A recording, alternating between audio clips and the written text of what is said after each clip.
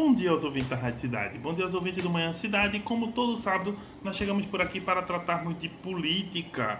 E olha que essa semana foi muito movimentada, principalmente porque logo na segunda-feira teve o ato que o governo federal fez, chamado de democracia inabalada ou inabalável. E esse ato reuniu não só o poder executivo, mas também os poderes legislativo e judiciário. Tanto que o presidente do Congresso, Rodrigo Pacheco, esteve lá, né, nesses atos. 500 autoridades estiveram também, além deles o presidente do STF, o ministro Luiz Roberto Barroso, e também o do TSE, Tribunal Superior Eleitoral, Alexandre de Moraes. Todo mundo discursou, mas tem uma ausência aqui, né, sentida, que é a ausência de Arthur Lira, presidente da Câmara dos Deputados, que alegou que tinha uma questão de saúde da família dele. Pois é, Arthur Lira não foi, e não só Arthur Lira que não foi, também 14 governadores não estiveram presentes, principalmente os governadores mais alinhados à direita. E aí eu vou dar 3 nomes importantes. Tarcísio de Freitas, governador de São Paulo, que foi ex-ministro de Bolsonaro e o ministro mais próximo dele, né? Também Romeu Zema, de Minas, e Ronaldo Caiado, de Goiás. Detalhe é que Ronaldo Caiado é o governador mais bem avaliado do país. E ele é cotado para ser talvez o sucessor de Lula aí em 2026, ou seja, pelo menos o candidato da direita, porque já que Bolsonaro está inelegível. Mas não só ele, Romeu Zema esteve lá em Brasília, foi até a cidade, inclusive fez um vídeo, né, dizendo que descobriu que o evento era político e aí desistiu de ir. Essa é uma questão interessante. Romeu Zema então estava quase chegando lá e acabou desistindo, provavelmente por uma avaliação política. E a Tarcísio de Freitas também não foi. Um detalhe é que esses 3, como eu disse, Ronaldo Caiado é um dos candidatos aí possíveis em 2026, porque ele já está reeleito. Romeu Zema também já está reeleito e provavelmente fez o cálculo político de que ir ao evento seria pior do que não ir. E Tarcísio de Freitas tem direito ainda à sua reeleição, pode não ser o candidato, mas se for o candidato em 2026, contará com uma base bolsonarista bem ampla. Como eu disse, é um dos queridinhos de Bolsonaro. Então, nesse sentido, o cálculo político desses governadores os fizeram, né, a evitar o evento com o Lula. Agora, o Alexandre de Moraes discursou, Luiz Roberto Barroso discursou, e quando o Lula discursou, deixou claro que não deveria haver perdão para o que o Lula chamou de quem atentou contra a democracia. Então, o Lula, apesar de falar em apaziguamento do país, deixou essa aí, né, bem clara na visão dele. Quem atentou contra a democracia do país não deveria ter perdão. E isso criou muita celeuma aí nas redes sociais. O pessoal de Bolsonaro criticou muito o evento, dizendo que foi gasto dinheiro público para promoção política do governo. Enfim, né, a narrativa continua, mas o que é interessante são alguns desdobramentos. Quem estava no evento foi Flávio Dino, tá? E Flávio Dino, ele foi o último ato dele como ministro da Justiça. Por quê? Porque ele já foi indicado ao STF e agora ele vai fazer parte dos quadros do Supremo Tribunal Federal. E quem vem para o lugar dele no Ministério da Justiça? Ricardo Lewandowski, que se aposentou do STF e foi indicado ao STF por Lula 17, 18 anos atrás. Só que com o Lewandowski vindo para o Ministério da Justiça, o que ocorreu é que o vice-ministro, digamos assim, o secretário executivo da pasta, o Ricardo Capelli, o número 2 de Flávio Dino, não sabe para onde vai. Por quê? Porque Lewandowski já avisou que só quer gente da sua estrita confiança, né, no seu entorno lá no Ministério. E o Ricardo Capelli foi muito importante no Ministério da Justiça porque, por exemplo, ele assumiu o GSI, Gabinete de Segurança Institucional, por algum tempo e foi o responsável por tirar muitos bolsonaristas desse gabinete, que cuida inclusive da segurança do presidente da República. E aí colocou o pessoal mais próximo do PT. Então ele é um homem de confiança do Flávio Dino que talvez não continue no Ministério.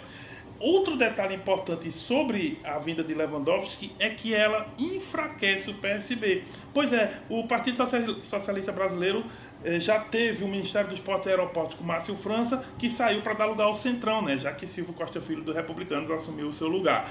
Depois, agora, o Flávio Dino, que é do PSB, está saindo para o STF. E quem está entrando não é alguém do PSB, o Ricardo Lewandowski não tem filiação a partido. Nesse sentido, o PSB perde força esplanada dos ministérios, e aí pode sobrar inclusive para o Tadeu Alencar, que foi deputado federal aqui de Pernambuco e que é o secretário de Segurança Pública do Ministério. E eu vou lembrar, o Ministério da Justiça se chama Ministério da Justiça e da Segurança Pública, e a Secretaria de Segurança Pública é de Tadeu Alencar, que pode acabar continuando lá justamente para que o PSB não perca ainda mais espaços. Isso está sendo negociado entre Lula, Flávio Dino e Lewandowski, mas PSB começou a ter perdas na esplanada. Hoje conta com o próprio Márcio França e o Alckmin, né, em alguns ministérios lá, principalmente Indústria, Comércio e Serviço, e o da Pequena Empresa, que foi justamente um desdobramento do Ministério do Alckmin. Então, se fala que ainda nesse semestre o Lula vai fazer uma reforma ministerial para reagrupar aí a sua base de apoio, mas aí a conferir. E vindo aqui para a província, a gente aproveita para tratar de Raquel Lira, que esteve nesses eventos do 8 de janeiro. Como eu disse, 14 governadores não foram, mas outros 12 foram. E, no caso, Raquel Lira fez vídeo de lá, né, para as suas redes sociais e foi muito criticada. Vocês devem lembrar que Raquel Lira nem em 2026 e 2022 não pediu voto para ninguém. Até porque quem foi ao segundo turno, além de Raquel, foi Marília Reis, que era pró-Lula. E aí, Raquel, para evitar transtornos eleitorais com a base lulista, que quis votar nela e muita gente votou, e tampouco com a base bolsonarista, que não tinha em quem votar, já que Anderson Ferreira se deu mal, não chegou ao segundo turno, Raquel Lira declarou neutralidade e ganhou o voto de muita gente desses dois campos. Pois bem, agora tem muito eleitor aí nas redes sociais de Raquel reclamando da aproximação dela com o Lula e da presença dela nesses atos. Mas nem só de atos, né, em relação à democracia viveu Raquel Lira essa semana. Ela aproveitou aí da Brasília e sabe o que ela fez? Ela foi ao encontro de Carlos Lupe, presidente nacional do PDT. Pois é, Carlos Lupe esteve não só com Raquel, mas também com Isabela de Roldão nessa reunião.